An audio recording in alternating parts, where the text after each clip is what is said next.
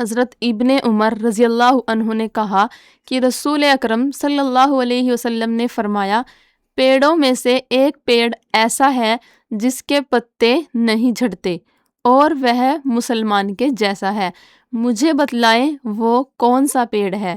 اس پر لوگوں نے جنگل کے پیڑوں کا خیال کیا۔